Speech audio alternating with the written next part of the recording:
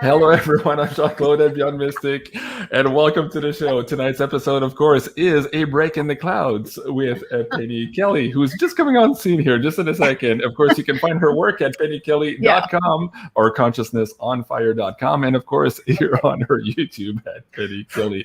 And, of course, I press the record button, and then a second later, Penny says, wait a minute. I'm like, oh, shoot. I can't. Once I press the go, it's go. So, hello, folks. Hello, Penny. How are you? Hello, I'm good. Oh my gosh. Yeah. It's been quite a week actually. So but I was looking forward to tonight a whole lot. Me too. I'm always excited to have you on. We always have engaging, adult, riveting conversations, both you and I appreciate that very much, and so too does our audience. Where do we want to start? I know you're a little bit frantic here. You had some computer issues when we started, so please, folks, forgive us for the little delay, but we're in it here for the long haul, and we have quite a bit to share with you this evening, and also to answer your questions. Penny, there's a huge feedback, like a microphone rubbing on something on your end. Oh, you know what? That's my papers. Okay. Sorry. Okay, there you go. Okay. Well, at least we know what it is. We can fix it. Yeah. All right, good. Okay. All right. Well, Penny, where do we want to start tonight? How do you want to start the conversation? We could almost start anywhere. I'm interested. I'm focused right now on a response. I finished my response to, the whole thing that I was deep state. I'm like, bull crap. So, that is just absolutely not true. But that led to a huge deep dive into a whole bunch of things that have come together now that I'm putting together. The responses, actually, I wanted to record it today, but I didn't get to it. Too many things happening today. Okay, just a second here. So for the audience who might not be following what we're talking about here, you're talking about this video you put out a week ago saying, I will respond. Okay. Right. So this is what you're saying. This led you to quite a bigger deep dive. And now, as a result of that, I think you're looking at a 3 or 4 part series. Can you explain that to the audience so they know what's coming down the pike here with you? Yeah. So in the attempt to go back and review, okay, what have I talked about with Kim? What have I learned from her? What have I read about her? What have I come to know about her background? And then what did I already know in terms of my relationships with people from other places, not this planet?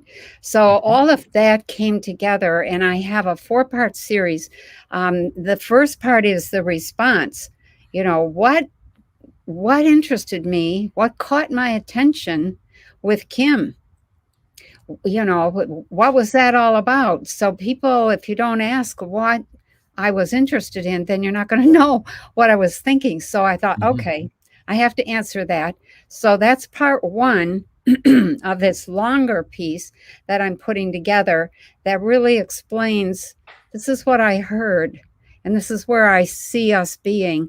And this is where I think we're at in terms of not just the US, but Canada, Mexico, Europe, South America, the whole thing, the whole China, So there was that piece. That's part 1 is my response to, what am I thinking? What am I seeing as far as Kim is concerned?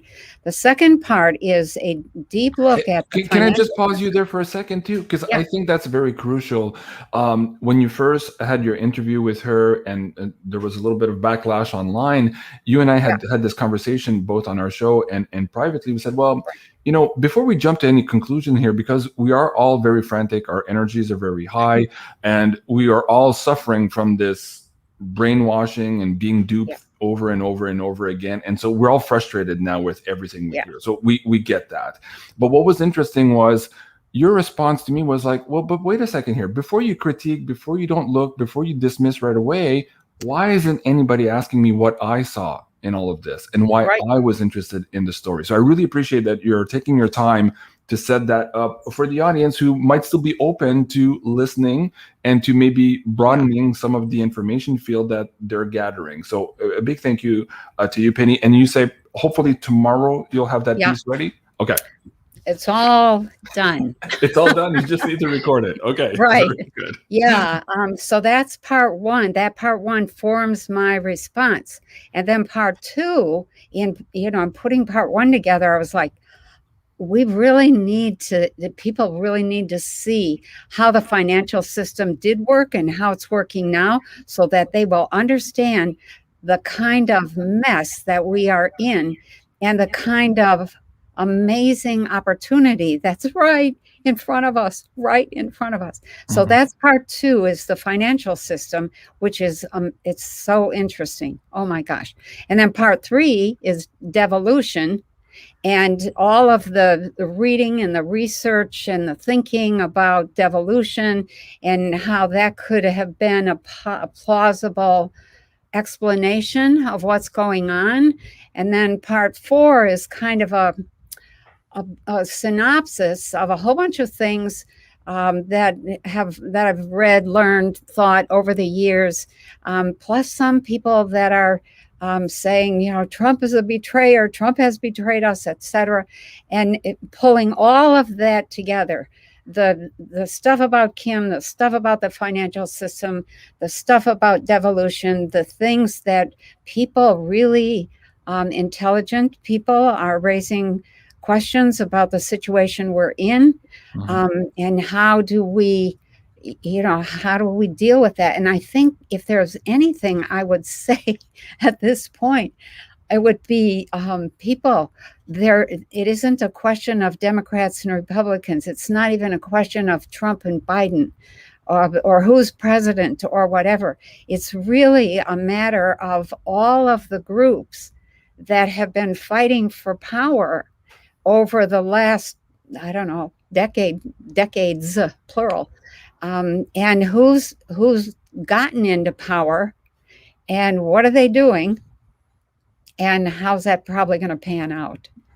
So that's the whole 4-part series. Okay. And so just to be clear, so the first part, hopefully, is this going to be on YouTube? Are you putting this on BitChute? Are you putting this on your Patreon? Where do probably going to be on everything? Everything. Okay. Everything. So you're trying to do it with, I guess, censored language so we can be broad as possible. Okay. and just for tonight too, let me remind you, try not to use some keywords. Okay. So that we can keep this episode here as well on YouTube for everyone. I'll be careful. Okay, very good. We try, folks. Right. We try. And you guys can kind of read between the lines here. And of course, Haley says, love you guys. Just wanted to send you guys some love. So thank you. I appreciate that. Thank you, Haley. Right.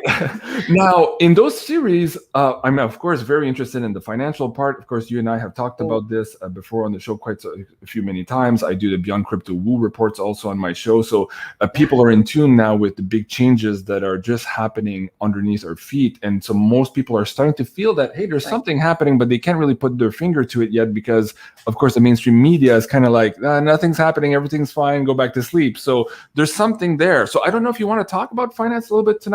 I know that you did this 7-minute one on devolution. This is a big one also, and I think I'd like to spend some time here as well, simply because that involves, again, another adult conversation. We are all, again, we don't want to drop into fear frequency. We're all hoping for the best here, but at the same time, we also need to prepare for things that might not go the way we think they're going to go or the way we want them to go. And so devolution and understanding the mechanisms of devolution in this conversation is important for everyone. Even if, and I want to caution the audience here, in the devolution scenario, while we're talking about it, please, as a listener, try to detach yourself from the players, because again, like Penny said, it's not about the players. So it's about what's happening in the big picture and how that affects you personally, your family, your friends, your loved ones. So if you can listen and participate to the conversation that way, it's going to be much easier to maybe grasp new understandings or broader perspectives on what's happening and how maybe you can empower yourself with them. Again, devoid of the characters, because the characters are just that. They're characters in the play. Right. What we really need to figure out is who's the conductor behind the curtains. And again, we could talk about the Yellow Brick Road here and the Wizard of Oz. All right. Penny, Yeah. having said all that, where do we go from here? Do you want to start with finance a little bit and then go to devolution? Really up to you. The audience is here and at the edge of their seat. Okay. Yeah, I think the financial system is that's critical. We have to, as a people, we have to get familiar with what's really going on in the world and how the world has worked. And so in this whole thing about the financial system, I explain how it did work and how it does work now and why it's not working, period. So it did work in the past because people had, I'm going to say, access to various levels of money. And some people had direct access, and other people had to work with those. So let's just kind of overview it, okay? Okay, so the elites, very, very much interested in maintaining control. I would say, actually, let me back up a step. And hold on, Penny, just a second here. We're getting reports of echoes again. So again, on your side, if you can bring your speaker volumes down, not the mic, but the speaker volume button. I'm on a different computer. Yeah. There we go. I hope that's better. You seem a little bit loud. I can hear your echo back through mine as well. Can you? Okay. I'm going to mute myself here for a second too. Hopefully that helps. Okay. And now, okay, guys, give us a 5x5 if it's better. It's okay now, Susan. Okay. There's nothing worse than listening to. I know we can't. That's why I stopped. I didn't apologize for the interruption, but people want to actually hear the interview. No, it's not a problem. Okay. I would much rather be interrupted and know that it's working well.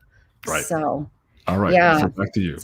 Okay. So I think in terms of the financial system, the overview that I'm going to suggest is that people, if you haven't read or at least looked at the book, the booklet, it's really just a little small thing, 50 pages, Silent Weapons for Quiet Wars. If you haven't read that, you really ought to read that. It comes from way back, I think, in the 50s. Yeah.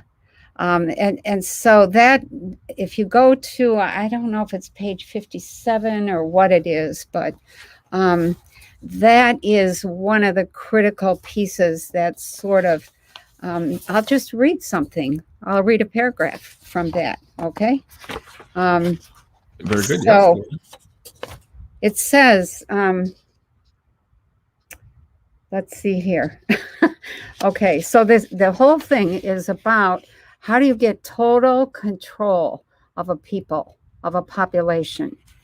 And they're talking about the rise or the prevention of the lower classes from being able to move up into any kind of prosperity, having any kind of say in their own governance, and that kind of thing. So it says, if the rise of the lower classes can be postponed long enough, the elite can achieve energy dominance. And the energy they're talking about here is not just the people's energy, but it's absolute and utter control over all sources of energy, electric, nuclear, which is really old-fashioned, plasma, things like that. They want total energy control, so nobody can make anything work without them.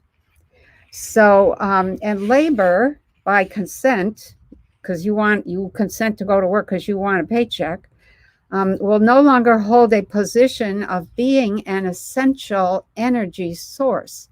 In other words, what they're saying is we don't need people.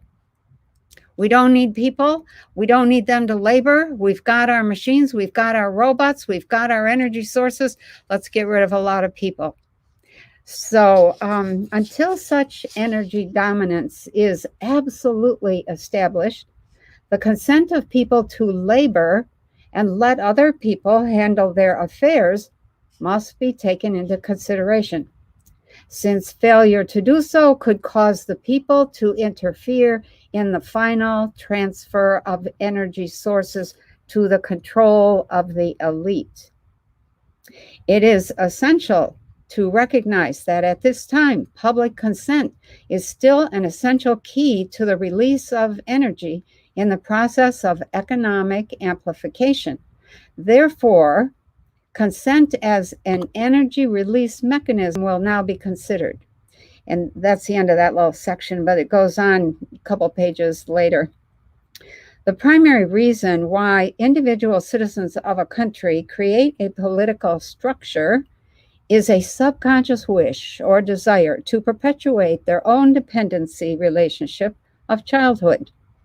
Simply put, they want a human God to eliminate all risk from their life, pat them on the head, kiss their bruises, put a chicken on every dinner table, clothe their bodies, tuck them into bed at night, and tell them everything will be all right when you wake up in the morning. This public demand is incredible. So the human God, the politician, the elite, meets incredibility with incredibility by promising the world and delivering nothing. So who's the bigger liar, the public or the Godfather?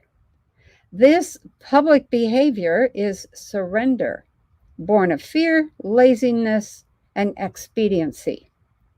It is the basis of the welfare state as a strategic weapon, useful against a disgusting public. So that's just a little bit of this document. And the whole document really is one that is, I had read pieces of it a long time ago and I didn't realize how important it was. And it's really something that lays out blatantly, and I think it was written by the Rothschilds, that the goal is total dominance of the human race, of enslaving them and getting rid of the ones that they don't want. I wish they really told us what they really meant. You know, it's not very clear. Yeah. It's not ambiguous at all. No. So that I would suggest that people go back and get a copy of that and just read through it. It's not very long. And then I think I recommended this already. Go to Patel Patriot's website and go through all of the Devolution series. Read them all. And I'll just give a definition of devolution so that people know what it is, just in case. I mean, people probably know, but just in case there's a few who don't. Devolution involves procedures to transfer statutory authority and responsibilities to secondary designated staff or states in order to sustain essential functions, typically of a government, with the goal of ensuring security in the case of natural disaster, pandemic, attack from an enemy or whatever. The goal is to keep things going as best they can. So devolution, I'll speak for myself. When I first looked at the Devolution series, I was like, oh, wow, this is it. I love this. This explains everything that's happening and what was put in place. And, some of the things, Trump gets elected, he immediately establishes the David Norquist as the Undersecretary of Defense. And then, he puts certain executive orders into place. And then he puts Christopher Miller in place. And then he creates the Cybersecurity and Infrastructure Security Agency, which I think is, that's the preliminary to Space Force. So he keeps putting all these things in place, and these people, he gets this very small circle of people around him that are all reporting directly to him. And that circle is David Norquist, Christopher Miller, Kash Patel, see who else was in there. Anyway, they all report directly to either Trump or the Secretary of Defense, Assistant Secretary of Defense, and they're all experts in what's called special operations, low intensity conflict. And so that's that kind of specialist is how do you conduct a war without kinetics? Anybody knowing there's a war. Exactly. Kinetics means bang, bang, shoot them up, drop a few bombs, attack, etc. So low intensity conflict is what Trump is setting into place. And I think and here's something that I was going to say to people. Hey, I don't have time to read novels, but there's a novel out there. Anthony Tata, T-A-T-A, is the Undersecretary of Defense for Policy. And he has this little pastime that he does. He writes novels, military thrillers. So he has written a Tom Clancy style military thriller, such as his Double Crossfire. And when I read that, I thought, is that double crossfire or is that double crossfire? So, and it has a description. It's a series of books, and it's described as a shocking scenario for our time.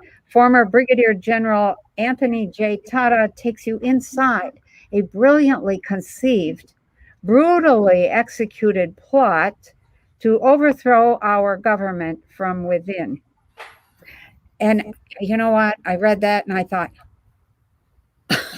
it's just fiction. There's no basis in reality whatsoever. No. So I was like, people, go read that and tell me what it's about. Tell me how it goes. Because my hunch, my feeling was, I'll bet you he laid out half, if not all, of the plot that they're working under right now to take over the U.S. government. So Ezra Cohen-Watnick is in there. He's involved. So when you put it all together, you get to a point where this is after Trump is, I think it's after he is not elected. Biden has already been elected. Okay, he's moving people into place, into position for this devolution process. And devolution, I want to just share a little conversation I had with Daphne. She was thinking that it was de-evolution. That's a totally different thing. De-evolution means going backward to an earlier state. Devolution is when you send out power or you empower certain locations with certain people. They have certain equipment. They have certain processes. They use certain strategies. And if anything happens in Washington, D.C., they become the places where power is carried on. And they communicate very, very carefully and very continuously. It's called continuity of government. And so Trump puts this national security strategy in place. And he says, despite all our efforts, the government can't prevent all dangers. We recognize and must prepare for the possibility of unforeseen events, including natural disasters, pandemics, cyber attacks, kinetic or electromagnetic pulse attacks. And we have to be prepared as a nation for, to preserve, protect, and defend our way of life. So he's putting all this stuff into place, and it gets down to, Biden, takes over. Biden on January 20th, he gets sworn in as president, or so it appears. Right. A lot of controversy around that. Right. But still, what are the history books going to record? They're not going to record all the conspiracy theory stuff. No. They're going to record what the mainstream media has put out there. And so, anyway, unless the conspiracy theorists win, and unless the mainstream media suffers some casualties, as Cliff is maybe predicting here, right? The victors write the history books. That's for sure. But that for now, for sure. Of course, the history books won't be repeating Jean-Claude and Penny anytime soon. So, no. No. But you know what? There's people out there. I think people are really intelligent, and if they're like me, they're going to, oh, I think it's this. And then 2 days later, oh, I think it's that. Yeah. And then, a week after that, oh, no, it's this or it's whatever, and we just keep all getting whiplash from the various things that are happening. And I think it's really important for us to go through that so that we can understand the kind of chaos that occurs when things are falling apart. Right. And for the audience perspective and for my perspective too, I've been frustrated and I keep thinking, well, why am I frustrated? I'm kind of frustrated with myself, and I'll explain why. Okay. In my life, I've been, I could say, relatively successful in all my jobs and my careers and, and all that. We work at it. And I had a good head about myself, and I could figure shit out and usually get out of harm's way or game the system or be ahead of my competitors in business and all this stuff. But when it comes to all of this, I'm frustrated because, well, okay, I'm just making this realization as I'm talking to you. So that's okay. I'm verbalizing this for the first time, but I'm frustrated because I'm realizing that I'm frustrated at myself for not figuring this shit out. I'm like, it's so complicated. And for part of me, I'm angry. And then I go back and I'm like, wait a second here. Why am I angry? And I saw this piece the other day, and I just want to share this for the audience too. I tweeted about this September 28th, so 2 days ago. This is our military leaders here in Canada, but the same applies everywhere around the world right now, seeing, and there's a report that came out that our military saw the pandemic as a unique opportunity to test propaganda on Canadians. And so this is why we're frustrated. No wonder we were all suffering what we call in the industry military grade psychological operations. Yeah, exactly. And so, of course, it is. I'm angry with you. You're angry with me. Like everybody's like, no, it's not this. It's this, Penny. And JC, no, you're wrong. It's that. I'm like, I don't know shit. And look at what these guys are doing. They're applying all these technologies that we don't even know about. Yeah. And again, this is not just, okay, you could say, okay, we can get into mind control and the history of mind control after World War II and all that stuff. Yeah. That could be maybe a Too Dangerous show. We could do that on pay-per-view at some point. But this is what we're dealing with. And so I totally get the audience being on edge, trying to understand all of this stuff. And I'm just like, again, the frustration's coming. And for the most part, it feels to me, and I'm not accusing anyone, and I mean, I think of this too, where I listen to a point of view and I get frustrated with the person's point of view, just only to realize that maybe I'm frustrated at myself for not seeing that in the first place. Or maybe not seeing it quickly enough, or not being able to analyze it, validate it, or be able to check it out or put it back in. That whole process of determining where we are in life, we've learned how to do that all our lives, and suddenly it seems like it doesn't apply. Everything in the news makes no sense. Yeah. Well, it's hard to thread your way through when everybody that's in power is lying. Right. And they're playing some kind of power struggle games that we were not ever taught and that we were not privy to. Mm-hmm. So we have to go with what we know, and that is going to change. And I think we don't have to come up with figuring this shit out, as you said. Right. What we need to come up with are the right questions. And so I have some questions around devolution. Mm-hmm. So I can share those with you if you like. Let's go. I'm sure the audience wants to participate too. And me too, because, this whole idea of devolution, I understand.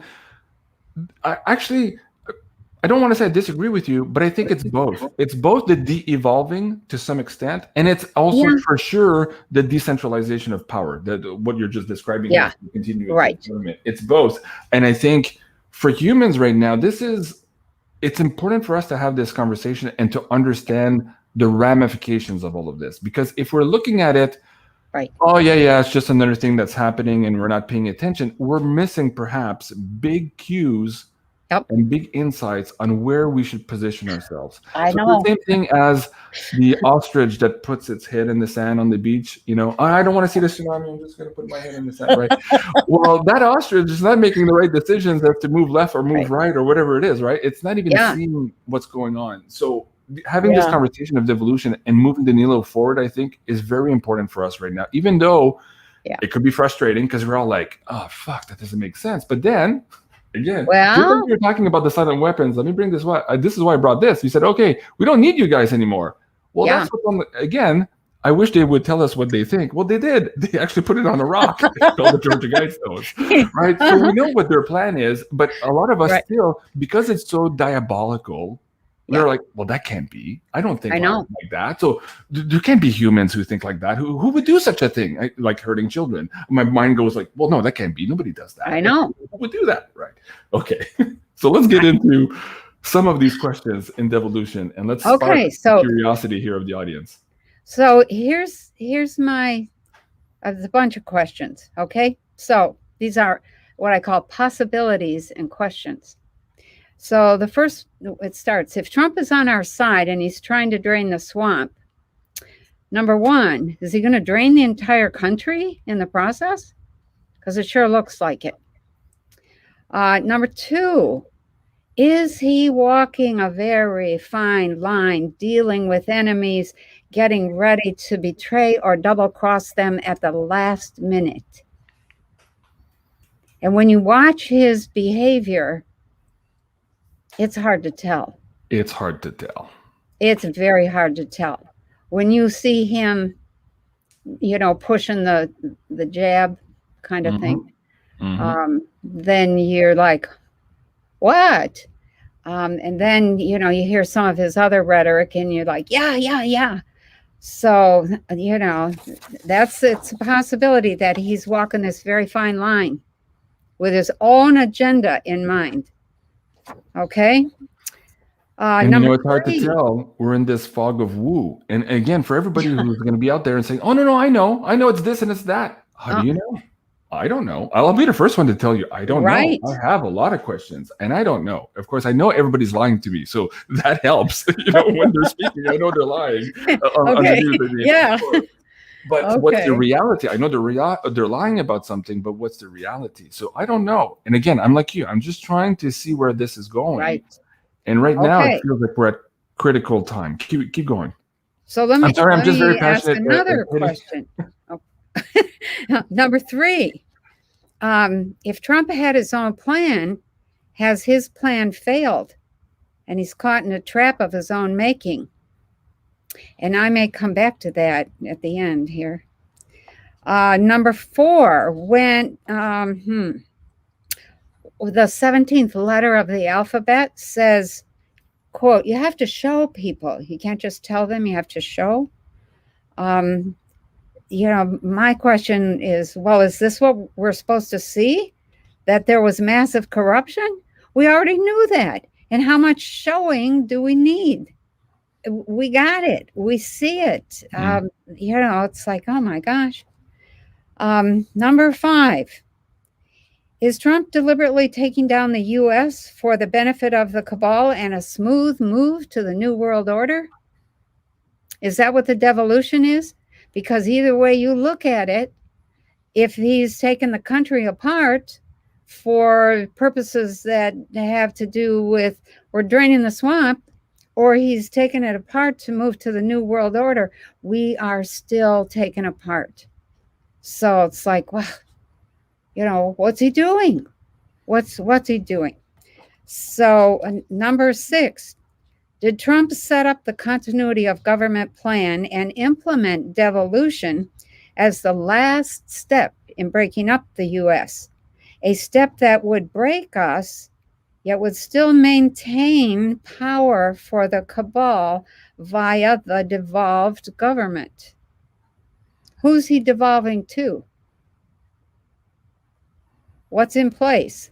Who are those people? Are they even Americans? What? And are they even Americans? That too. And actually, when I wrote this, I was going to go back and say, you know, he's breaking up the entire Western civilization. We only see what's happening here in the U.S. and Canada, but the rest of the world is going through the same thing. Same thing. Australia, Africa, the all of Europe, England, everybody. It's like, okay, we're breaking up everything for what? This sure looks like Agenda 2030 or something like that. So let's see. Number 7. Did Trump see that there would be an attack on the U.S. elections? before we had those elections, and the use of the COVID-19 virus and the jabs, to further attack. And he used those attacks as the reason for setting up the devolution process and instituting continuity of government. Was he thinking this is, the whole world is against us, we can't fight this, and this is irregular warfare, let's just set up continuity of government. I can see what's coming. I can see the writing on the wall. I mean, that's a question that could be asked and would need to be answered. Number 8, is this really about devolution, or would it be more appropriately called balkanization? Same thing they've done elsewhere. Any country that's strong, they just break it up. So, and then the last... Okay, go ahead. Go ahead. Keep going. No, sorry, keep going. I thought that was the last point. Go ahead. Okay, the last is a piece of evidence from 107. And it was a dream that he had, and he wrote about that dream in his book, Kid by the Side of the Road. And, one of the things I do is interpret dreams. And that dream basically says this thing is going to fail.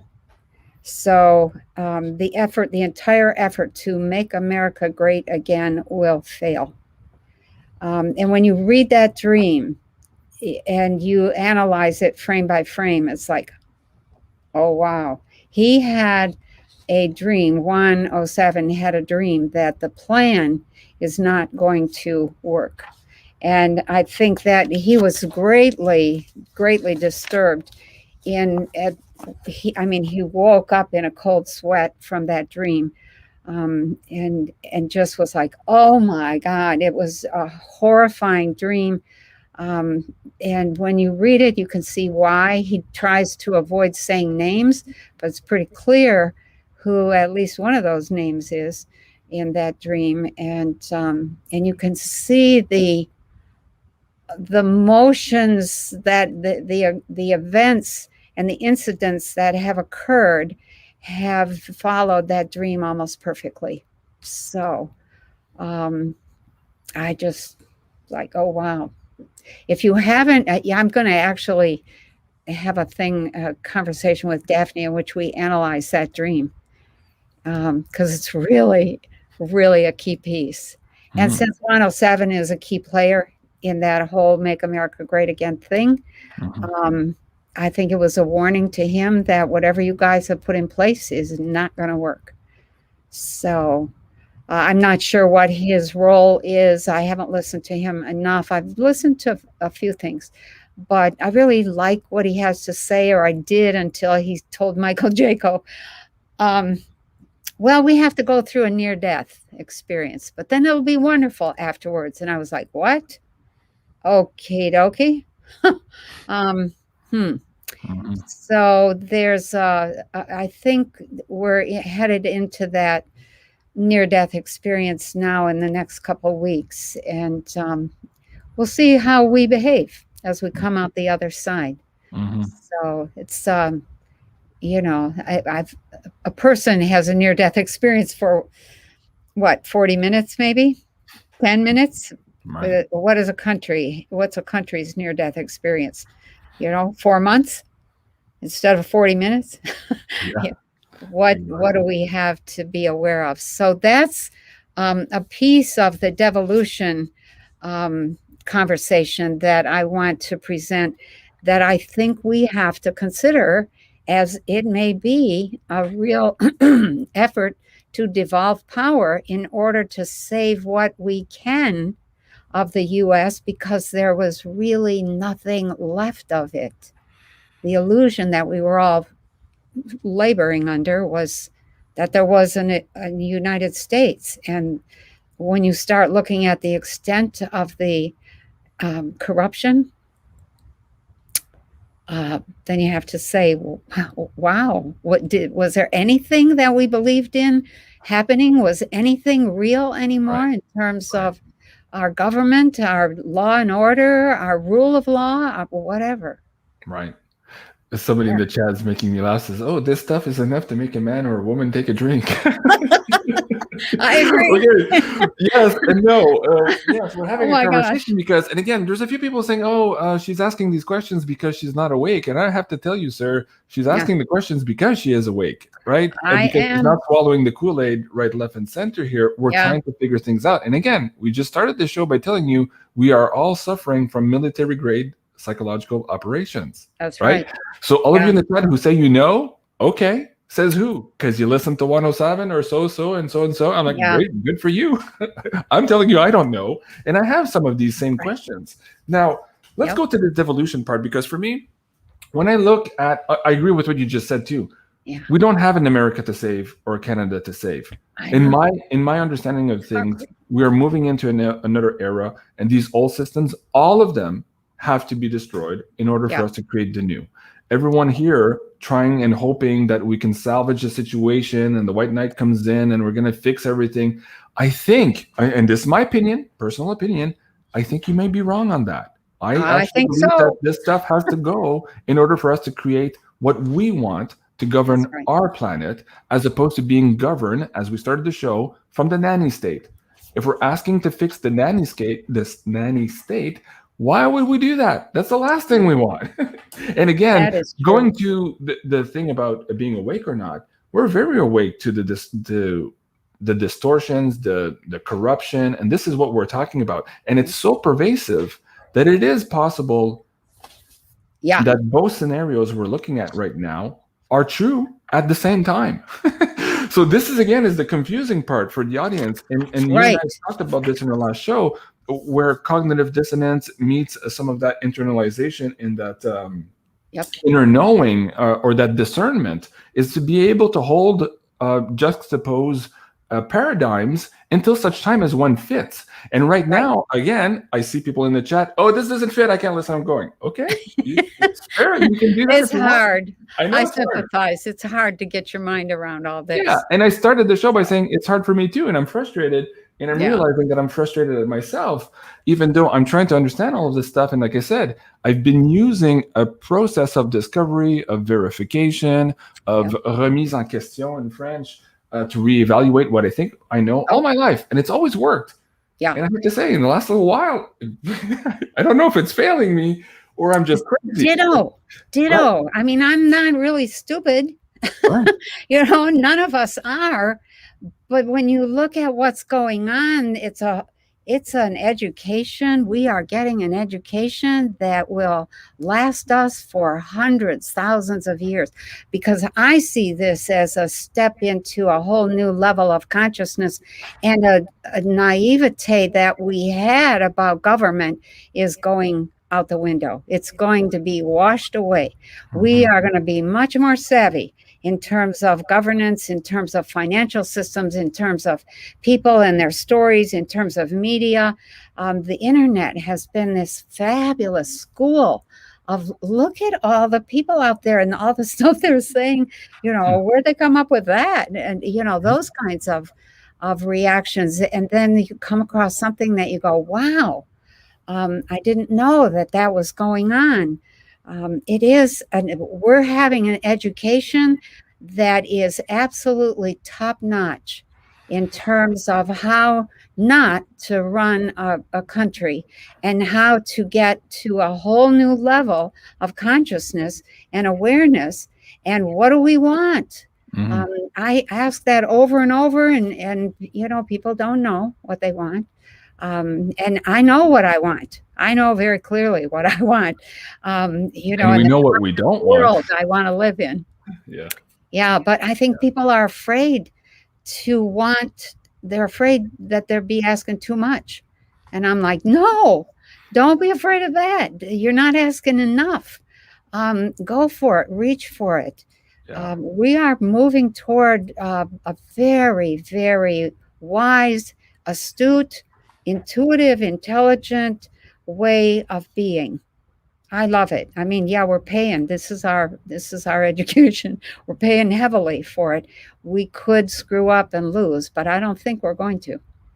Personally, I mean, there have been moments where I've thought we're never going to get over. We're never going to get above this. We're never going to get our hands around this. It's too encompassing. But then I look at it again. It's like they are hanging on, the cabal or the groups. Let's talk about the groups that are competing, that are much more hang on. Here's some of the sure. Let's get into that because hold on. Let's get into that because at the beginning of the show, or sorry, at the end of the last show, we said, hey, we need to elevate the conversation above from these low-level cons, is how we explained it, to realize who are these groups behind the scene. Because again, if we're waiting for Mr. B, Mr. T to exit, to come back, to fix the old, we're missing who might be orchestrating behind the show. I just want to address 2 comments in the chat. One, Rebecca, and I appreciate what she's saying. She says, Penny is only negative if she's opposing your biased paradigm. She's speaking to some people in the audience. And I would dare say that she's not opposing anybody's paradigm. She's asking questions. It's very different than saying, hey, no, I know for a fact that your paradigm is wrong. That's not what Penny's doing. Penny's asking questions. I think they're very valid and important questions. But I appreciate what you're trying to convey, Marie, because again, we're just trying to have a conversation and on the understanding that we are all suffering again from military-grade psychological operations. Right. And 2, I want to repeat for the audience too, because I see names in the chat. I'm like, we're trying to be devoid of names. I said, detach yourself from these characters that we're all talking about. The point is the bigger story. And people keep repeating, well, so-and-so said this. I'm like, okay, but that's not the point. The point is we have to step back and look at the bigger picture and not be afraid to ask the questions, not be afraid to be in that difficult positions where we're holding 2 paradigms at the same time. And this is what this conversation is. And for as much as stressful as it is very useful, at least to me. And this is why I'm having them. And I believe it's also useful for the audience to just sit back and to think and to be emotionally detached from some of these scenarios, because perhaps when you're emotionally detached, you can see things that otherwise you might not see. That's the whole point of having a conversation. Amen. All right. Amen. Okay. Oh my gosh. keep going, Betty. Keep going.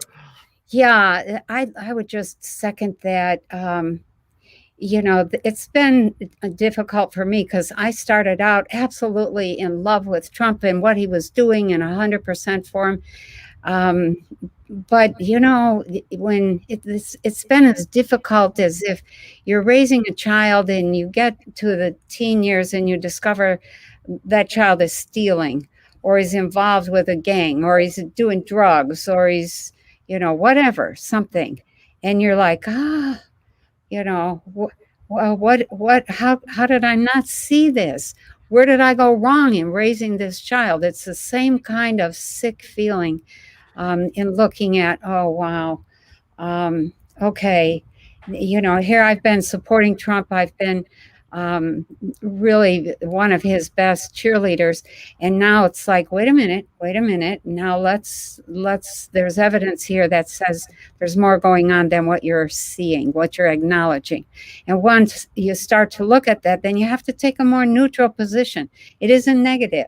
It isn't positive. It's like, okay, let's gather some more information and let's watch. Let's just watch and see. And this is one of the secrets of effortless kinds of manifestation, I guess is a good term for it. You have all the information. This is one of the things I teach in my classes. If you think you see, you better watch out. That's your second enemy, is clarity. And clarity is when you have a small vision or you have this insight and boom, you think you've got it. That's only one point before your eyes. And there's this whole world of possibilities and points and energies interacting and moving. And so once you see that becomes your first reference point. You keep that in mind and you sit back and you watch what else is happening. What else do I need to know? And you keep gathering information and you hold all that conflicting stuff until the last minute when you see which way the energies are going. And then you can say, this is what I need to be ready for. This is what I need to be prepared for. Oh, Trump was good all along. Oh my God, thank God. Or, oh crap, Trump was betraying us. I was on board. I feel I'm devastated. You have to go through all of that stuff before you get to the moment of action. Yes. Otherwise, you're not prepared to deal with whatever is happening. Mm-hmm. So it's called clarity is your enemy. Is clear. You think you saw clearly. You think you know clearly. You are absolutely clear about what's happening. Watch out. That is one of your enemies to getting to a place of power. Mm-hmm. So just let me talk about the people that are fighting. Okay, yeah, let's paint a tableau of who these characters might Okay. be. And maybe towards the end of the show, we can talk about just that, being ready, and what that entails now. Because again, Right. I agree with you. It's like hitting the ground running. And if you're stuck in a paradigm that for some reason, not necessarily, okay, let's just, for argument's sake, Trump is absolutely the good guy. He's doing all the best he can, but suddenly he fails. Okay, let's just talk about that scenario, so nobody's emotionally detached here or attached to Mr. T himself. Right. Let's say he's absolutely good, but something happens and he fails. Something weird happens. Bad ETs come in and they come and back up the other bad ETs that are here. Whatever, like a scenario, right? Whatever. And then you're like, oh shoot, oh, and now what do I do? Oh, I didn't prepare. I don't have my guard, and I don't have this, and now we have disruptions in this, and then we have this. Oh, this was all supposed to be fixed. But it isn't. Right. So that's what we're saying. Okay. So there's scenarios out there that even if you think you know, you don't know. And of course, what's that expression? Not of mice and men, but man makes plans and God laughs, or what's that? Oh, yeah. You know what I mean? Yeah, I do. You guys understand? Like it never happens like we think it's going to happen. It just never does. And right now, maybe less so than ever, because everything is upside down. It's just incredibly upside down. Okay, so we'll get to that in a second here, but let's talk about let's paint a tableau of who perhaps these characters are. What do you see? Okay, so first we have these are all the groups that have been fighting for power, control of people, money, military, the planet, etc. Okay, it's quite a list. So we have the Khazarian mafia groups. We have the Clinton Rockefeller crime family. We have the Bush Nazi Zionists. We have the Rothschilds, the Black Sun, the Gnostic Illuminati, the Saudis, the Israelis, some CIA, some FBI, some Pentagon, some Mossad. We have the Trilateral Commission, the Council on Foreign Relations. We have the Bilderbergs. I think it's Bilderbergers. The British royal family. We have MI6, the Vatican, the P2 Freemasons, which I think they have folded into the P3 Freemasons now. The Asian secret societies, the White Dragon Society, some other CIA, FBI, and Pentagon people, the Committee of 300, the white hats and the black hats. Now, white hats and black hats, I'm not sure who's actually included in those. Typically, the term white hat meant a hacker who was working for the good, kind of like a Robin Hood sort of hacker, kind of like Julian Assange would be a white hat. Black hats were hackers that were doing something nasty, that stealing your money, planting stuff on your computer, that kind of thing. And then there were the off-planet groups. The reptilian groups were among, I'm going to say, probably the most prominent. And there were other groups, I don't even know their names, but there were 2 or 3 groups altogether that I could recognize down in Antarctica. And more than 2 or 3, actually. There were quite a few down there, but there were 2 or 3 that I was familiar with. And then there's the, there's the whole, what I call layer of, like the Justin Trudeaus and the Trumps and the Bolsonaros and the Mexican guy, what's his name? They call him Obrador, I think. And, all those leaders of Xi Jinping, those are all the puppets. And then we have the people that are from elsewhere that I won't go into names a whole bunch, but they're part of the Pleiadian Council. They're part of the Andromedan Council. Some of them belong to other councils.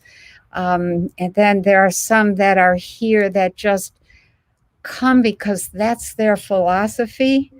I'm thinking of the people from Apu, the planet Apu, or the Gentrans, or some of the others that you don't hear anything about.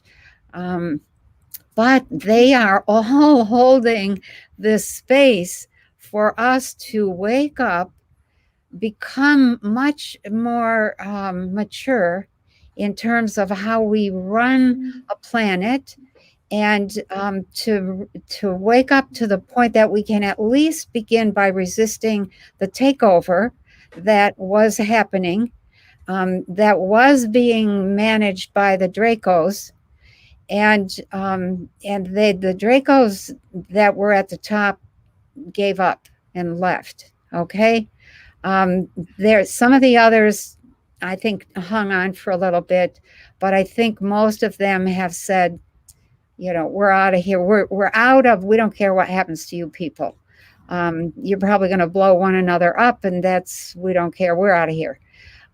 So what we're left with is the layers of control and governance and financial and military power that was put in place to facilitate the takeover. And so here we are with everybody's talking about Trump and Biden, and I'm like, that's not even the half of it.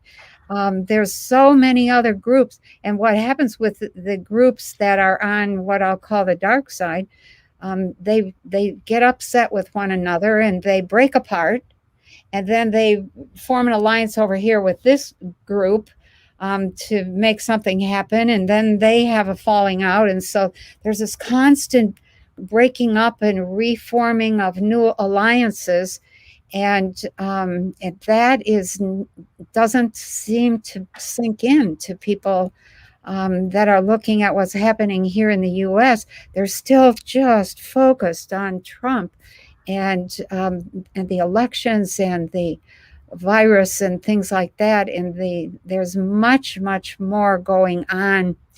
The fight has gotten nasty in the last few months. And there's some amazing people that are saying, come on, people, come on, don't give up, don't cave in, don't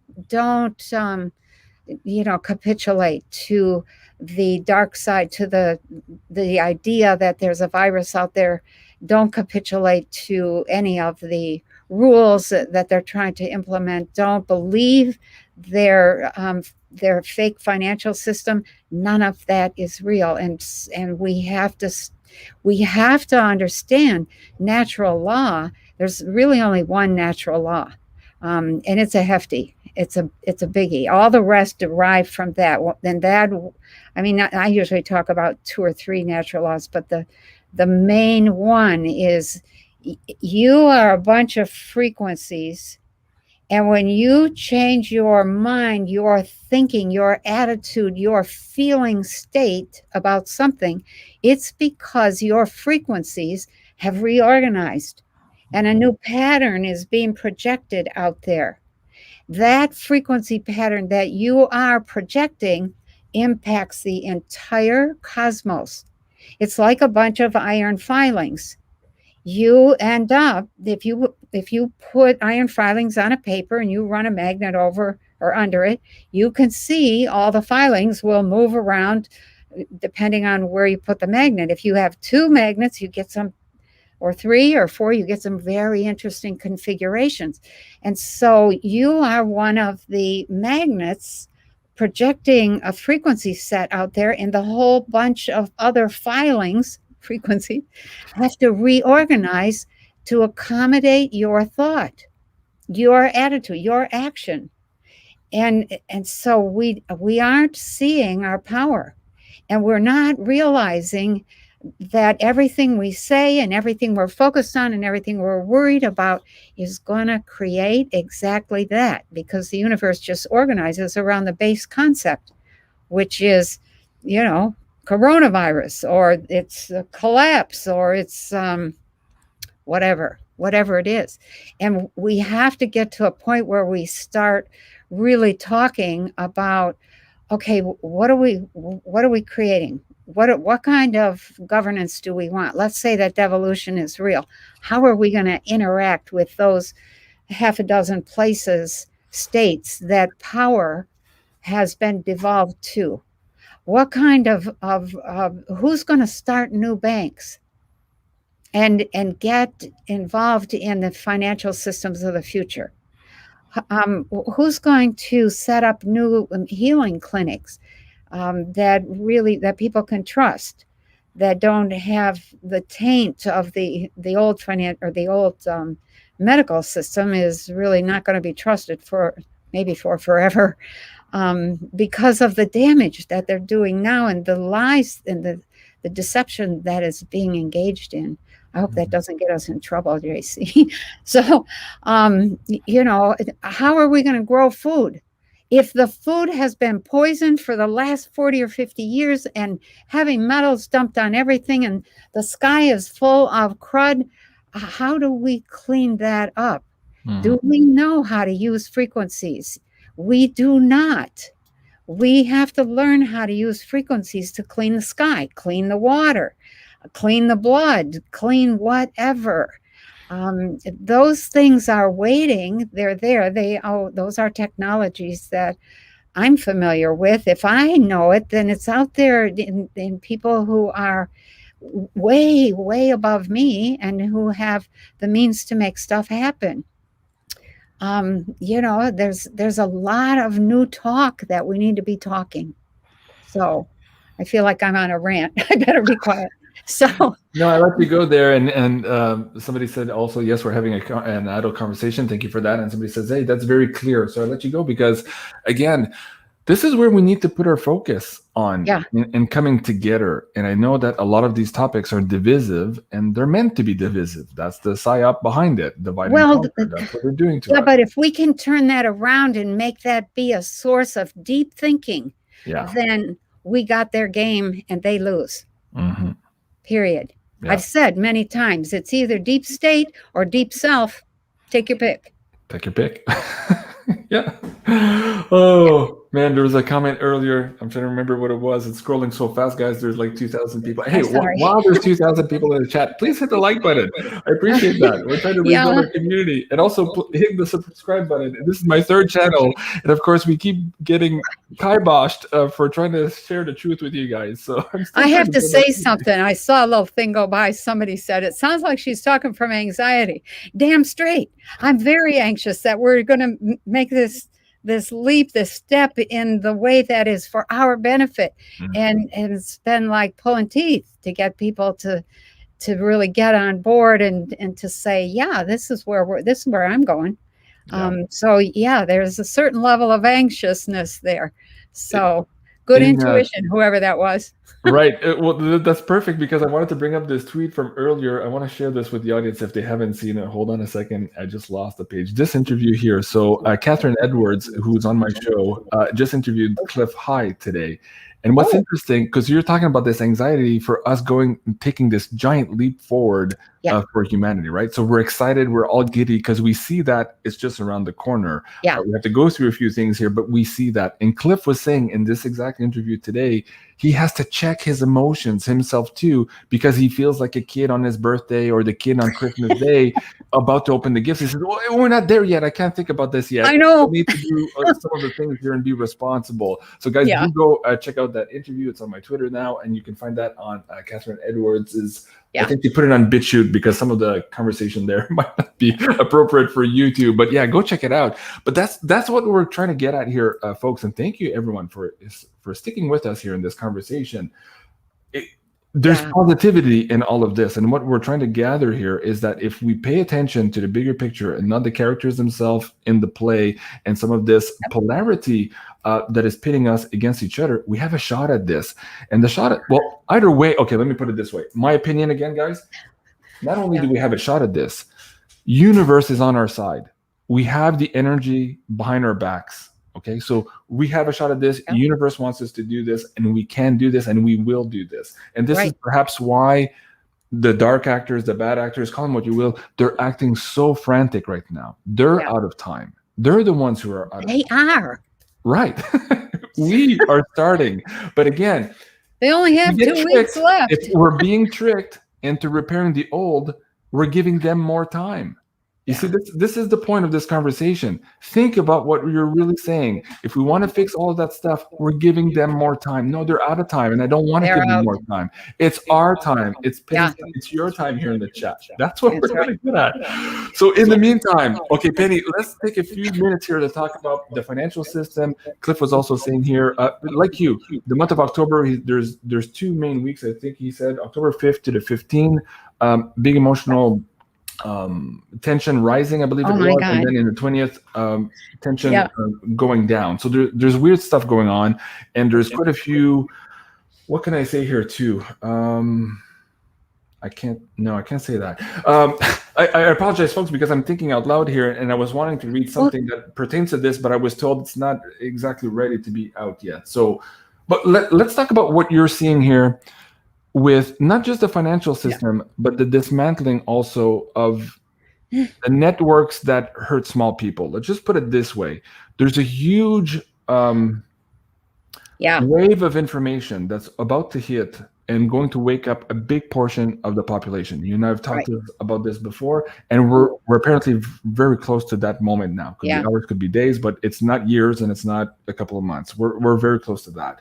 But that's going to start this domino effect of many, many different things of how can I say it? You think you guys are on cognitive dissonance overload right now. Imagine when, and even all of us, and I'll put myself included here, we think ourselves as, okay, we're somewhat awake. We've been at this for a while. You know, we've studied, we've gone through mourning of the things we thought we knew, didn't know, and all this stuff. And even for us, we're going to be challenged. And that includes you in the chat. So imagine your friends and family and neighbors who think you guys are crazy. Imagine in a week from now or whenever. So let's start maybe pushing out that conversation here a couple of days, a couple of weeks for the audience. Let's talk about what you see and perhaps tie that in between, again, these organizations being revealed for what they are and the players there maybe being revealed for the first time. What Cliff calls this 6,000-year-old death cult being revealed and what that means for society here. Let's dive into that a little bit. Well, it's a combination of things, okay? On the good side, some of the good things I see, oh, wow. We get into the end of October, beginning of November and beyond, okay? And there's this tremendous, I'm not even sure how to describe it. It's like a wave of people calling family, calling neighbors, you know, friends. Are you okay? Do you have what you need? People are taking care of one another. I cried when I saw that. I'm going to cry again. People are making sure that we that we get through, that everybody gets through. I think that was just such a beautiful thing. I was like, oh my gosh, I'm not worried about us not being able to make it through because it's an every man for himself scenario. That isn't what I have seen when I go ahead. And I expected to see the every man for himself thing, and I didn't. And it was like, oh my, oh, that was so heartwarming. One of the things that I see on the difficult side, a lot of people are sick. A lot of people are dying. A lot of people are detoxing as fast as they can detox and trying to get healthy as fast as they can get healthy. And that's a huge distraction for people that are sick. They don't really care whether Trump is in or Biden is in or somebody else is in or nobody's in. They don't care. It's like I'm trying to deal with myself. And so there's a lot of that, and that continues on right through till next spring. So that's on the difficult side. Another thing on the difficult side is that that there is this, what I have seen is one whistleblower after the next coming out with information, sometimes documentation, sometimes audio, conversations, sometimes video of bad stuff that has been happening, and people are, the grief that people experience is it's almost too much to be able to bear. And so there's that added to the sickness and the deaths that are happening, and then there's this outrage. And then, you know, I don't know, I really want Trump to be able to come through it okay. And, you know, there's a part of me would love to have a savior kind of thing, even though I don't subscribe to that. And I'm not counting on that. I'm open. I'm certainly open to that. I saw somebody say, oh, she's a sleeper. I'm like, no, I'm not. I'm wide awake, my girl. Or my boy, whoever said that. And somebody else said too, trust the plan. Trump's got this. I'm like, I don't trust the plan. I don't trust any plan. Whose I trust plan? me. Well, that's the thing. What plan? First of all, no, I trust me. I don't trust anybody's plan. Exactly. I can trust myself, the people, my friends around me who are all preparing or the same mindset, this beautiful community, but trust somebody else's plan that somebody wrote in a book a couple of years ago that's supposedly going to be everything's fine and don't ask any questions, just do this. I don't know. I think we're past that. At least I'm past that. I don't trust anything anymore. That's me. We are. And the sense of betrayal that comes if it turns out that we were all trusting the plan and the plan was to get rid of us, then there's that sense of betrayal is just over the top. It's absolute. People just, you know, just be ready for taking care of yourself well over this next 6 months. That's going to be essential. So there's, in terms of the financial system, what I see, and this is something I haven't talked about before, but the system as it operates now, which almost nobody knows really how it operates, because I shouldn't say that. There's probably quite a few who do, but they don't say anything because it's too much to say. And so, you know, that's actually part 2 in this long series, this 4-part series that I'm going to do. I lay that out. This is how it did work. This is how it does work. This is what our options are. But the thing that I started to say is, as the banks are between a rock and a hard place right now. They have the option of working with the new financial system. They just have to sign the contracts, and they just have to behave and act in, what do you call that, when you act in good faith with that contract? Okay? That if they don't do that, they're going down. And they're going to take everything that we put together with them. So if that's the case, then what I see is there's a lot of suffering. However, some of those banks sign that contract, and a lot of small banks start out or are startup banks, and they're just online. They're just online. And they don't have a physical presence in the world other than they've got an address, and they take your money. They act as a repository. They keep track of your money, and that's it. That's it. You know, the new rules for banking, the banks could sign the contracts and go along with those new rules at any point in time. They've been stalling for 1.5 years. Because they don't want to lose power. And if they sign those contracts, they will lose power. They will. And there's just, I won't go into that. But what I see is lots of people starting small banks. and for family, for friends, people who were bankers. I was going to write to Bix the other day and say, Bix, you need to start a small bank, and put it out there for the Bank of Bix. I love it. And it's also saying the same thing here. We don't want a new financial system the way we're Nicera, Jacera, all of this crap that we're told about for 30 years now. We want an organic economy based on humans. So this is it, what you're talking about, these family institutions working with each other in the communities. This is a big different idea than having this quantum financial system. I don't know what it is yet, and nobody actually does. I've tried to interview people for the last 2 years, and nobody really knows.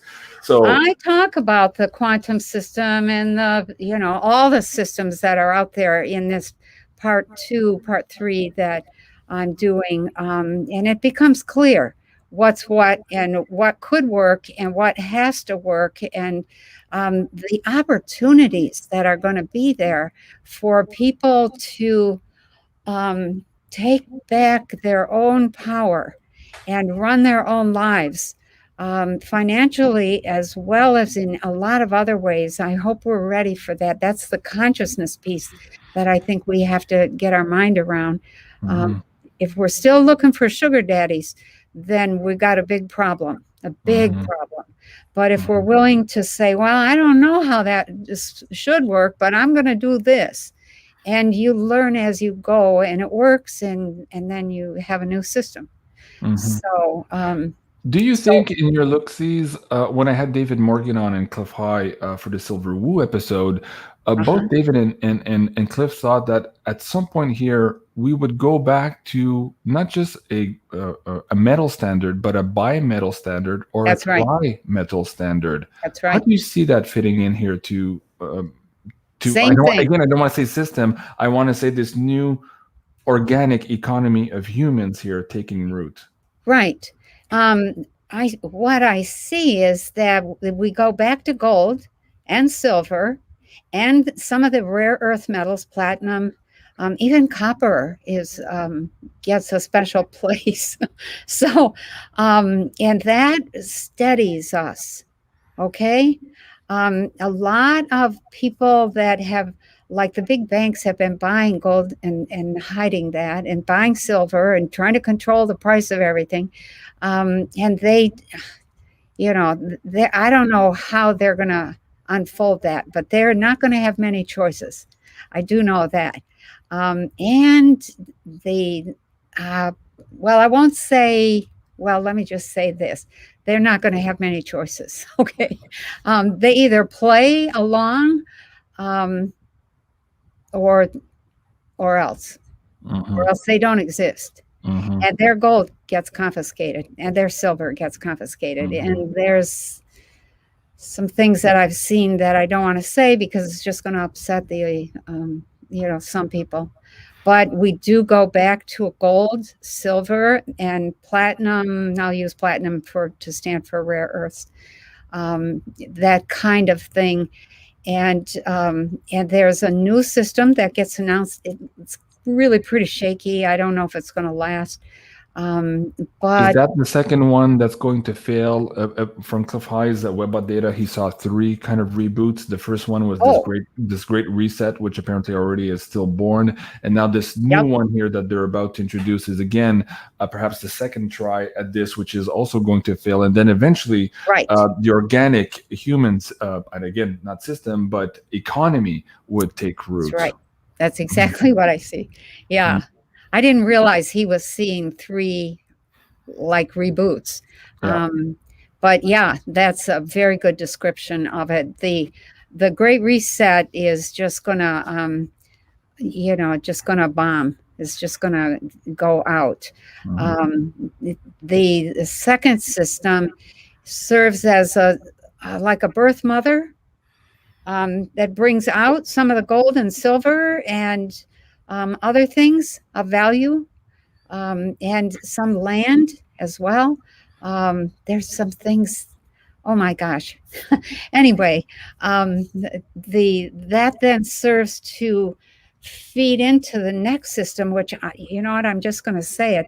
That third system looks like it is a cryptocurrency type system or something online that is backed by gold, backed by silver, backed by different things, and those things are our resources.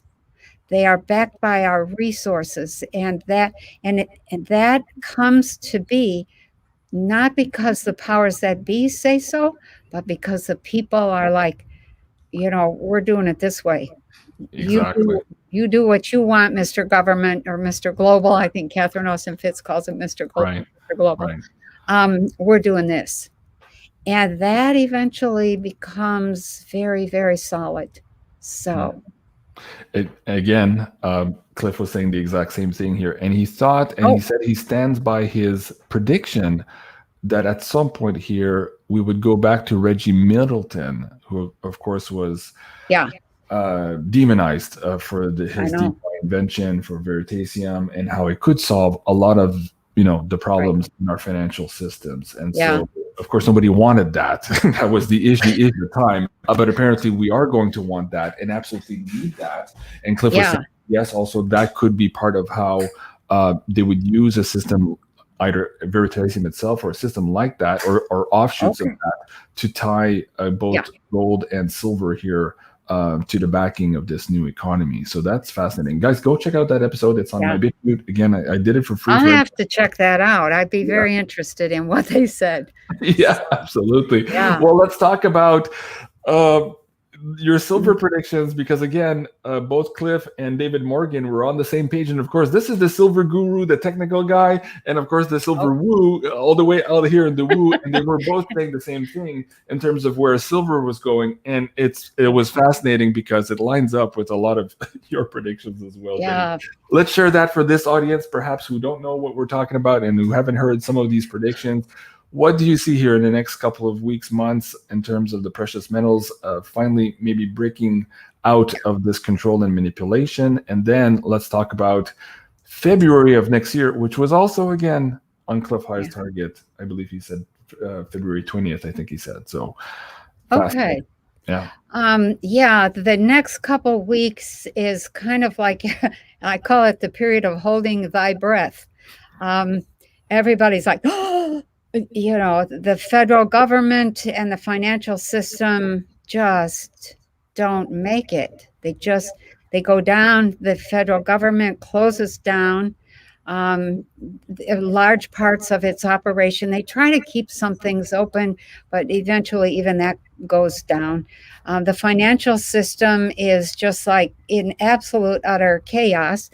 People are scrambling to get wallets and understand cryptocurrency because they think, okay, I can use this, and they just make a lot of people lose a lot of money trying to transfer, and they don't know what they're doing, and oh my gosh. And so there's this period of a lot of people who are living on Social Security. I'm not sure that those checks continue to go out. Although I saw a hint of a new financial system with income going to those places. And I didn't have a chance to really look at that in depth because I was looking for something else and thought, okay, somebody has a plan in the back room, I'll call it, to replace Social Security. And I don't want to say for sure because I haven't checked that out all the way, but I was really greatly heartened by that. I was like, oh, thank God. There's a lot of people that are just living on Social Security. Mm-hmm. So there's an entire reorganization. People are gathering. Projects are happening. This is on the good side of things. The positive side of things. In terms of finances, people do lose some money. The banks start bailing in some of the ones that try to avoid signing the new contracts that take away their power. They end up trying to operate on the basis of their old system, and they bail in. Some of the banks are like, no, it's over. we're not going to bail it. We're not going to take people's money. And I could not see, and I think that was probably providential, who was the one that was, or the ones that were saying it's over, just, let the people have their money or do whatever. And then those who were saying, no, we're going to try to, and then there were a few that were actually signing the new contracts. It was not a smooth period of time. Silver does go up. Price of gold goes up. The price of all the metals goes up. There's difficulty with a lot of supply lines. But the result of that difficulty with the supply lines breaking down is that people, how do I say it? People make a way. Yeah, they wake up, they begin to assess, okay, what do I really need to live? Right. Is my lifestyle sustainable? Mm-hmm. And that's a very good process. I mean, sometimes if you come to the conclusion, no, it's not sustainable, then, don't stop there. Ask, okay, what do I have to change? What do I have to do? So the period from like December through next summer is really people changing their lives, trying to work together, trying to find ways to work together, just standing around looking at one another saying, well, how do we do this? And they're not sure, but at least they're asking the questions. That's so important. Right. And there are systems that are coming online that will allow finances to get out there. Mm-hmm. So just, be aware that it's not all doom and gloom. Mm-hmm. But there's pockets of disruption. And Janine on my show also, we've been saying this for a couple of weeks, including in the last Beyond Crypto Woo report. We're seeing disruptions in the banking system and the payment processing systems. So it's not all doom and gloom. It's pockets here and there, but still disruptions. And she also said that, perhaps some banks would try to bail in and some wouldn't, depending on, maybe their charter, their community and all that stuff. So that all lines up. And what you were talking about also reminded me of this. This was a remote viewing by Decode and company at Crypto Viewing. This was a year ago, and they had been blindly tasked on the death of the dollar. And so here they had the hunched over congressman weeping, crying in disbelief, shock, a ruin, catastrophe, sense of adjourning for the last time, transfer of power. We could be almost there, and this could be describing almost to the T here what you just laid out for the audience here. So it actually looked like the government closed down, and then they tried to start up again, and then they closed down again. Mm-hmm. Like it wasn't quite spring, like maybe February. They try to start up again, but they close us down. It really makes for some chaos. They would be smarter if they just said, well, let's make something new. Let's build something new, or let's go to the devolution process or whatever. And that's what Cliff was saying also. He said, February, we're going to know that we're getting on the right side, but still not there. By by April or May of next year, we would be fully engaged in creating the new. By then, all of this weird turmoil is kind of behind us. Still dealing with the aftermath. There's a lot of broken pieces everywhere here that we need to deal with as adults. But we would be all on the same page as what do we need to do and rowing in the same direction to create the new. So that's April, May of next year. Now, for those in the chat, I see a few people asking price. Okay, so silver again. Also, let me bring this other point here too. A lot of people were mentioning Janine in the chat earlier. As a base denominator, all the readings that she and Ashley were doing in the last year, and Janine doesn't do any personal readings anymore, but all the last ones that she did, she all had the same thing for this period of time frame, where suddenly her clients would become very, very wealthy. And so I asked her, well, what was the common denominator? And she says, oh, well, they all had gold or silver or crypto.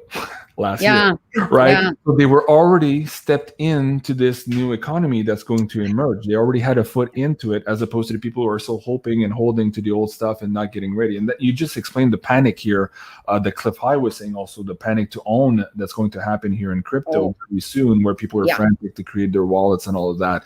But let's talk about silver in terms of the price. You haven't said it yet here, but what do you expect maybe here in the fall? And then let's move the timeline into January, February also. Yeah, I saw silver going up pretty drastically. You know, I have heard Cliffy say $600 silver, and I, you know, at the time I thought I saw that last April, you know, but it didn't happen. So maybe it's going to happen now at this point. But when I got to the point that I was looking at where were the metals, I don't even want to say, they were so high. It was ridiculous. It was like, holy cow.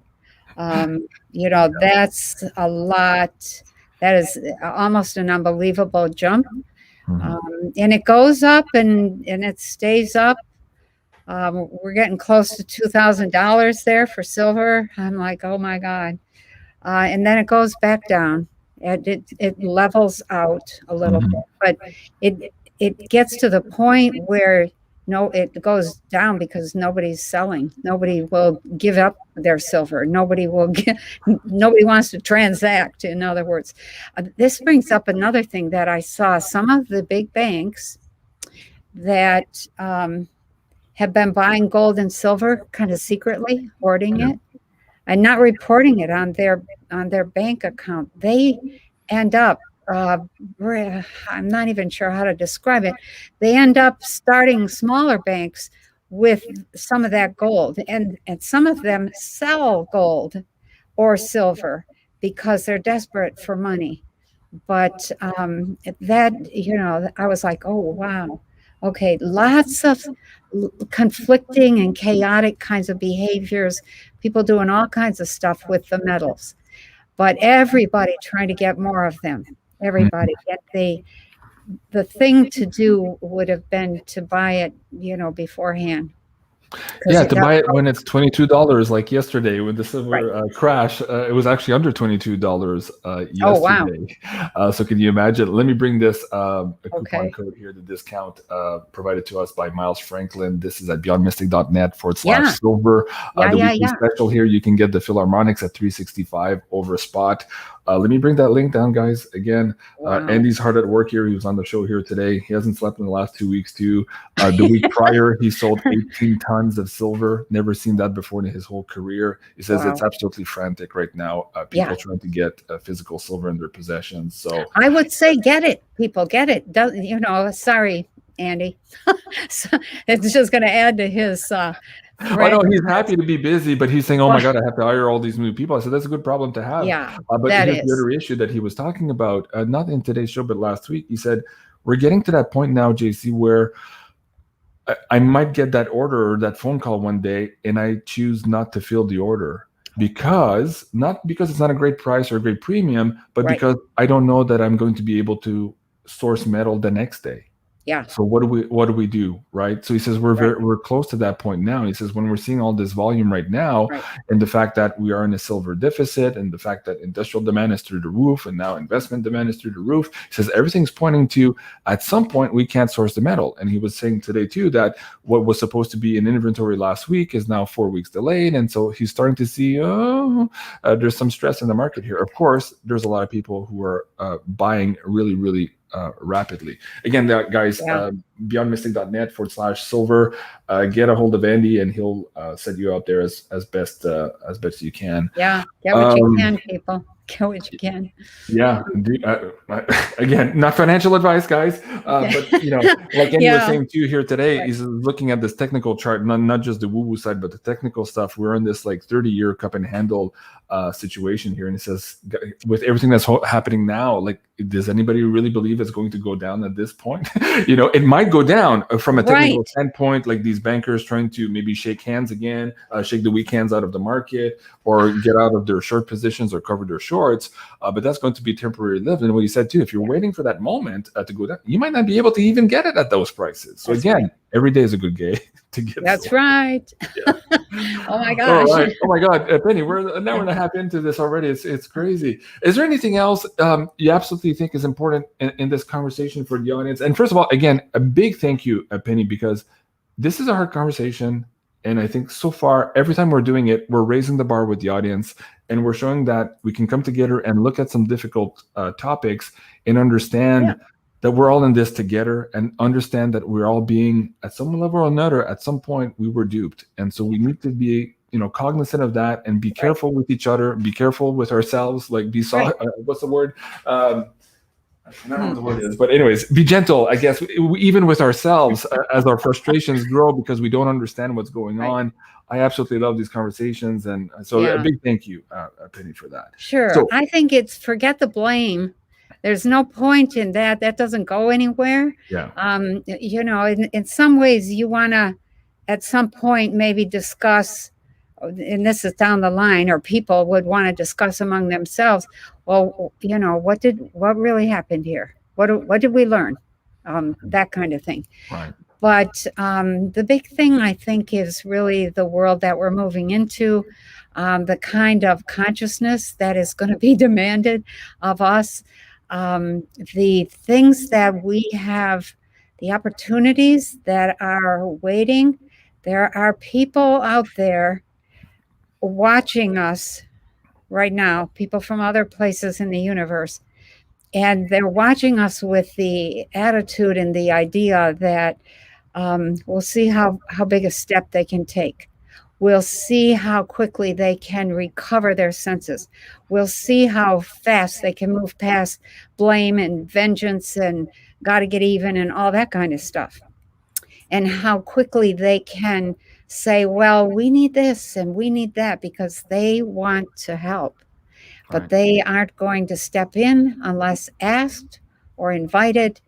And so we have to keep our wits about us and really, I think, begin to move into, maybe not quite yet, move into a global perspective. We are citizens of the planet Earth. Yes, I have loved the United States, and I have loved what she stood for. And at the same time, I'm like, well, looks like things change. Mm-hmm. So we need to change with it. Mm-hmm. So make that step. And what you said about people from other places too, they need us to be in that frequency of creation for them to also come to the plate. The repair mode and the blame mode, wrong frequency. So we might wait a little longer to have some help from our friends there. All right, let's talk about your beautiful new website design here. And of course, on the screen right now, I didn't take it down. This is the form to apply to your newsletter. So I want to recommend for the audience here who want to stay connected with you during these crazy times to go please fill out. There you go, consciousnessonfire.com. It's on the screen now. The newsletter. So let's talk about that. What's going on with the website? What's new? Do you have any courses coming up that are not fully booked already that people can maybe grab tonight? What's going on? No, I don't think there's any courses open. Although we have talked about doing a course for a large number of people that would be a little less personal. When people come into my courses, I am focused on them and their development and what I see happening with their consciousness and where their strengths are and all of that. And so this would be a course that gives information and offers some exercises, but I wouldn't be able to go around and assess the results of each person's exercise if we have 60 or 70 people or 100 in the class. So... And when do you think you want to try that? Is that soon? I don't know. I have to clear up some dates. And right now I'm pretty booked right through to January. Okay. So it's probably going to be January. And I'm trying to write. So I'm going to have that book in the process, right? Yeah, I'm putting together a small booklet that is really the booklet that goes with this 4-part series. Some people like to watch and listen. Some people like to read. So that'll be out there. And then you know, the newsletter does let people know the classes are coming up and are going to open on such and such a date. So give a heads up to snatch the first available dates then. Yeah. Yeah. Yeah. Okay. So that's the advantage also of being on the newsletter on top of receiving the newsletter. Right. Itself. We don't do a lot of newsletters. I hate a lot of the garbage that comes into my email box every day. So I don't like to clutter up other people's. But maybe once a month we'll send out a little here. Okay, here's what's coming. Okay. So, yeah. And so for the folks who can't take the courses, but want to stay engaged and maybe start doing some developmental work for themselves here, tell them about some of your services on your Patreon at patreon.com/Penny. Yeah. Okay. So I try to keep people informed. I do some special things for Patreon. There's 3 different levels there. The first level is just, you know, whatever I can put out in text form, I do. And then there's all the videos and in the middle. And then the higher end is we do special live streams for people that are on the higher end. And we do some exercises to train consciousness or give you some insight into your own consciousness. Okay. It's really, that's what it's about. It's about you and your consciousness. And folks, if you want to have, I guess, a snippet of some of those services, you can try before you buy here on Penny Kelly's YouTube channel. She does DT and consciousness, so you can have an idea here of all of this amazing material and how perhaps it can help you along the way here and being part of this creation of this new earth. So please do go and subscribe to Penny Kelly here on YouTube. And also, again, please subscribe to my channel. I'm trying to rebuild those numbers. We're almost there, almost at 33,000. Oh my God. We're still not where we were in the last deletion, but we're getting there. And I'm really happy with the quality. Actually, I don't care so much about the quantity, but the quality of the people in the chat, as we can see from the live streams, it's absolutely amazing. So a big thank you to everyone for joining us here tonight. Love you guys. And man, I don't know. I just like we could do a whole. I can keep going because there's so many things that you've stirred my imagination quite a bit here tonight too. Because again, I'm trying to be responsible. This is the big thing with this channel. I know you're trying to be responsible with your channel, and sometimes I don't know. I say things on live, and maybe I don't always get it right. And as I said tonight, sometimes I'm thinking out loud with you guys here too. That's right. Right. So give ourselves a break. we're just trying to figure shit out. And so, anyways, a big thing. Amen. Yeah. If we can't bounce off of one another, what have we got? Yeah. We've got nothing. Yeah. Yeah. It's about one another. It's about us. Yeah, exactly. Really. Well, let me end on this note. Tam, okay, great show, JC. Applause. Okay, great. I love this one. Oh, here, love this community. Okay, let's Chloe. Okay, so you have the closing statement, Chloe. Oh, thank you. I love it. All right, thank you so much, everyone, for watching, and we'll see you soon. Merci, Penny. Au revoir. Thank you, and bye. I'll just say bye.